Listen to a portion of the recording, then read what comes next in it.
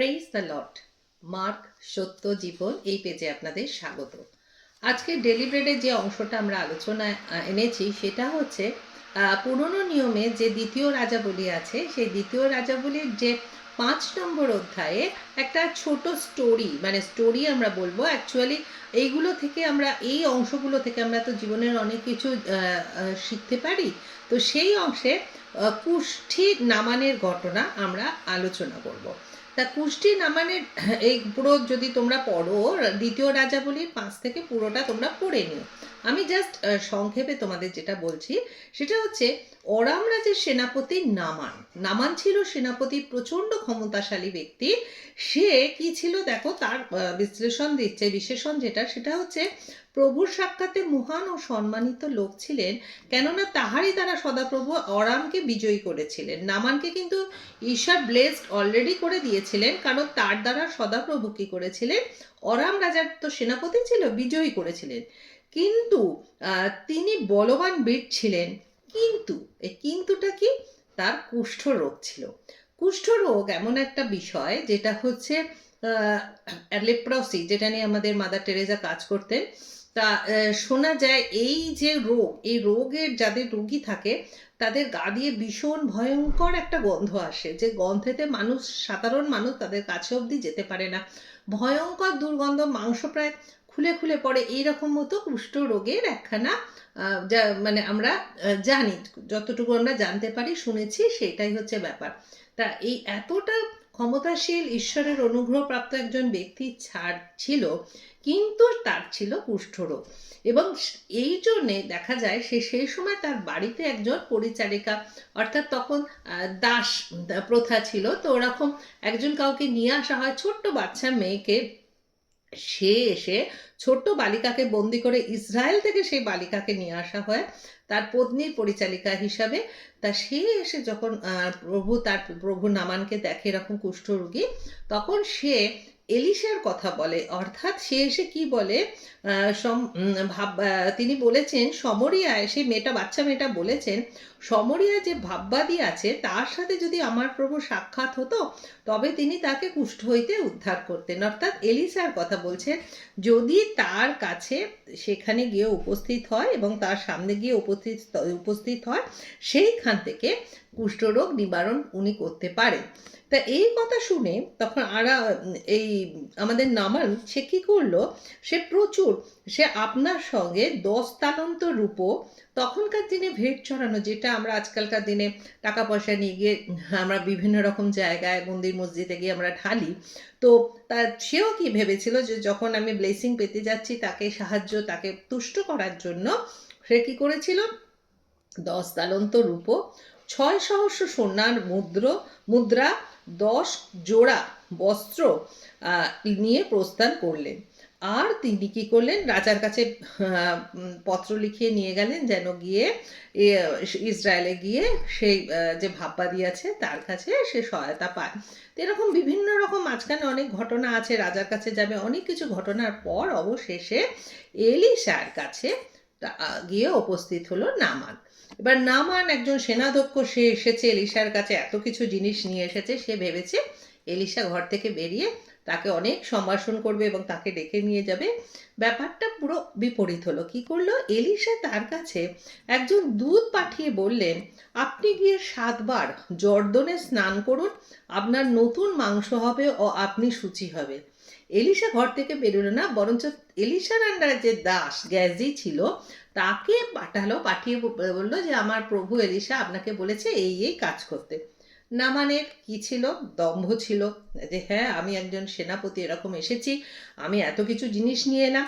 সে কি বলছে দেখো, নামান ক্রুদ্ধ হয়ে চলে গেল আর বলল, আমি ভেবেছিলাম তিনি অবশ্য বাইর হয়ে আমার কাছে আসবেন এবং দাঁড়িয়ে আপন ঈশ্বর সদাপ্রভুর নামে ডাকবেন আর কুষ্ঠ স্থানের উপর হাত দোলাইয়া কুষ্টিকে উদ্ধার করবেন।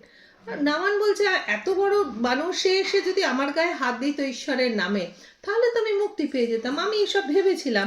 কিন্তু সে কি করলো, সে বলল জর্দনে গিয়ে স্নান করতে। তাও কবার, 7 বার, 1 বার 2 বার 3 বার ডুবো দিলে হবে না, 7 বার। তখন নামান আরো বলছে, ইসরায়েল সমস্ত জলাশয় হইতে 10 মেশকের অবানা ও অর্পর নদীর কি উত্তম নয়? আরও তো জলাশয় আছে, আবার জর্দনে যাওয়ার কি দরকার? এই দর্শন নদী, যে নামগুলো বলছে পরপর নদী, এগুলোতে গেলেই তো আমার হয়ে যেত। হ্যাঁ, তাহলে সেখানে গেলেই তো হতো। এইসব বলে সে সেখান থেকে তার দম্ভ, তার রাগ, তার আত্ম অহমিকা, তাতে সে কি বলছে, এবার আমি চলে যাব না। সে বেরুলো, আমাকে এরকম কথা বললো। তা এইসব বলার পর দেখা গেল নামানের যে দাসেরা তার কাছে এসে বলল, পিতা, ওই ভাববাদী যদি কোনো মহৎ কর্ম করিবার আজ্ঞা আপনাকে দিতেন, আপনি কি তাহা করিতেন না? তবে স্নান করে শুচি হন, তাহার এই আজ্ঞাটি কি মানিবেন না? হ্যাঁ, তাহলে তার দাসেরা এসে তাকে অনুনয় বিনয় করছে, যখন উনি বলেইছেন আপনি এটা করুন, অন্য কোনো কাজ দিলে, বড় কাজ দিলে আপনি তো করতেন, এটা তো একটা সামান্য স্নানের কাজ, আপনি করুন। তা এইখানে স্নান সংক্রান্ত বিষয় নিয়ে পড়তে পড়তে আমার কাছে দুটো বাক্য আমি যেটা পেলাম, সেটা হচ্ছে যিশাইয় ভাববাদী পুস্তকে, দেখো, ধৌত পরিষ্কার হওয়ার একটা জায়গা আছে, 1:16, আমরা আপনাদিগকে ধৌত, তোমরা তোমরা আপনাদিগকে ধৌত করো, বিশুদ্ধ করো, আমার নয়নগোচর হইতে তোমাদের ক্রিয়ার দুষ্টতা দূর হোক। এইখানে একটা আমি পেয়েছি। আর একটা মোস্ট প্রবাবলি গীত সংহিতা তে আছে 52, গীত সংহিতার 51, 52 না 51, 51 গীত সংহিতার 51, 10 যেটা আছে, হে ঈশ্বর, আমাদের বিশুদ্ধ অন্তঃকরণ সৃষ্টি করো, আমার অন্তরে সুস্থির আত্মাকে নতুন করে দাও। অর্থাৎ আমাদের কি পিউরিফাই হতে বলেছে ঈশ্বরের দৃষ্টিতে। আমরা নিজেদের অহমিকা, নিজেদের দর্প, নিজেদের গর্ব, এইসব নিয়ে এত ব্যস্ত থাকি, সেই নিয়ে কিন্তু আমরা যখন ঈশ্বরের কাছে আসি, ঈশ্বর কিন্তু সেটা গ্রাহ্য করে না। তা এখানে এলিশার মারফত ঈশ্বরের নির্দেশ এলো যে জর্দন নদীতে গিয়ে 7 বার ডুবকি দেওয়ার জন্যে, এবং নামান সেখানে গেল। পরে দেখা যায় লোকের আজ্ঞা, তিনি ঈশ্বরের লোকের আজ্ঞা অনুসারে নেমে গিয়ে 7 বার জর্দনে ডুব দিলেন, তাহাতে ক্ষুদ্র বালকের ন্যায় তার নতুন মাংস হলো। এর মধ্যে কি ইনার মিনিং আমরা বার করতে পারি?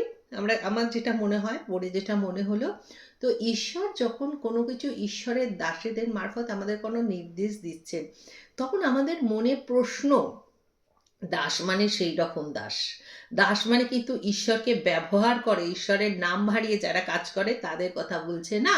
তা কেননা এর পরবর্তী অংশতেই আমরা দেখবো এটা ঈশ্বরের দাস, ইনি কতটা ঈশ্বরের পিউরিফাইড দাস ছিলেন, পরবর্তী অংশেই দেখব। তা যখন কোনো নির্দেশ আসে ঈশ্বরের দিক থেকে যে এই কাজটা আমাদের করা উচিত, তার জন্য আমাদের অমুক জায়গায় যাওয়া উচিত, জোনা পুস্তকেও আমরা যখন দেখি নিনবিওতে যাওয়ার কথা বলেছিল, জোনা কিন্তু যেতে চায়নি। তা সেই রকম ঈশ্বর যখন আমাদের বিভিন্ন মাধ্যমে, আমাদের সবার আগে আমাদের যখন আমাদের উপর কিছু নির্দেশ আসবে, আমাদেরকে আগে জানতে হবে, আমাদেরকে ঈশ্বরের সাথে কানেকশন করতে হবে যে এইটা সত্যি ঈশ্বর নির্দেশিত কোনো পথ কি না।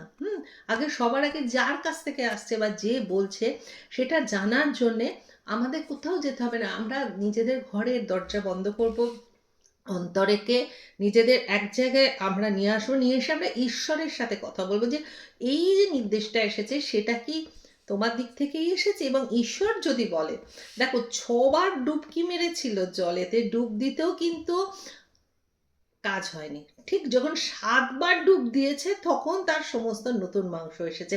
তো ঈশ্বর যখন কোনো কিছু প্রসেসের মধ্যে দিয়ে আমাদের নিয়ে যায়, মনে প্রশ্ন, মনে দ্বিধা, মনে অহমিকা, মনে আত্মদম্ভ, মনে নিজের ডেজিগনেশন, এসব নিয়ে আমাদের যেন কোনো রকম দর্পগর্প না থাকে। সেই নামানের মতো আমরা যেন নিজে গিয়ে সেই কাজটা, ঈশ্বর যে কাজটা আমাদের দিয়েছে সেই কাজটা, সবার আগে প্রথম কথা হচ্ছে কাজটা সত্যি ঈশ্বরের নির্দেশে এসেছে কিনা সেটা জানার জন্য আমাদের ঈশ্বরের কাছে উপস্থিত হতে হবে। ঈশ্বরের কাছে উপস্থিত মানে কোনো মন্দির, মসজিদ, গির্জা কোথাও নয়, নিজের ঘর দরজা বন্ধ করো, নিজের অন্তরাগারে ঈশ্বরকে ডাকো, তার সাথে কানেকশান করো। তোমার কাছে যদি তুমি প্রভুর সন্তান হও, ঈশ্বরের সন্তান, ঈশ্বরের সবাই আমরা ঈশ্বরের সন্তান, কিন্তু যদি আমরা সেইটা মেনে চলি, আমাদের ভেতর থেকেই জানান আসবে যে এটা ঠিক কি ভুল, প্রথমে সেটা জানবো।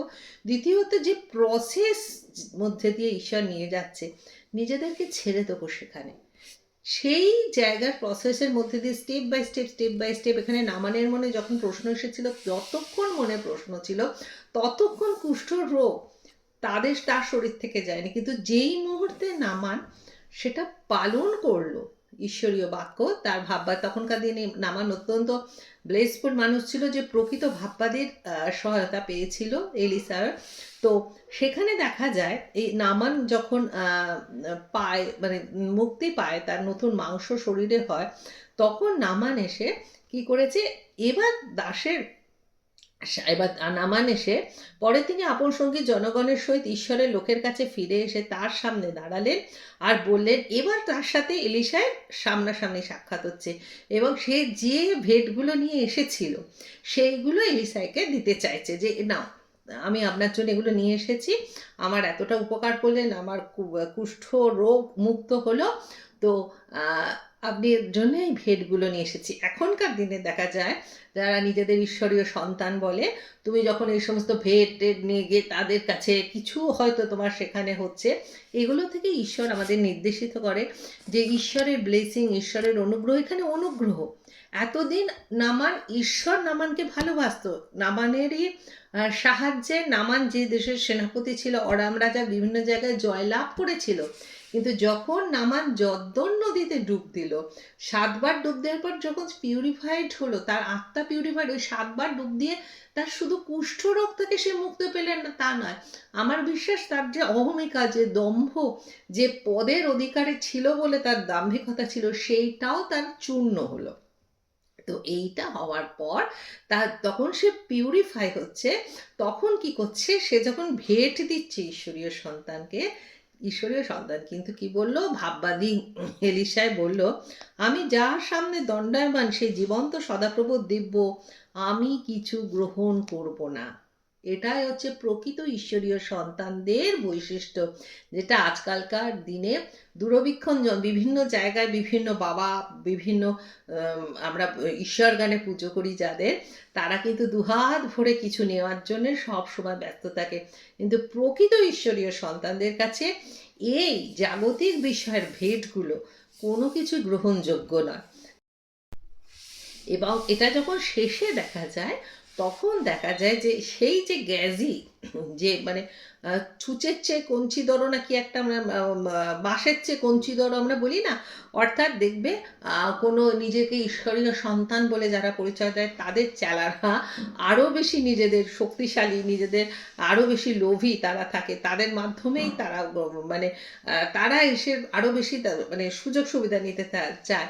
সে তখনকার দিনেও গ্যাজি ছিল, গ্যাজি কি করেছে, দেখলো আরে বাবা এই লোকটা এত কিছু জিনিস ফিনিস নিয়ে এলো, আমার প্রভু তো একটাও কিছু গ্রহণ করলো না, সে টুটু টুটু করে নামান যখন চলে যাচ্ছে তার পেছু পেছু যাচ্ছে, গিয়ে মিথ্যে কথা বললো নামানকে মিথ্যে কথা বলল, আমার প্রভু বলেছে আমাকে এই এই জিনিসগুলো দিন, এবং সেখানে গিয়ে কি বলেছে, পরে তিনি আগ্রহ প্রকাশ করে যুবক আসিল বিনয় করি তাহাদের জন্য 1 তালন্ত রূপা 2 জোড়া বস্ত্র দান করুন। নামান কহিলেন, অনুগ্রহ করে 2 তালন্ত লও।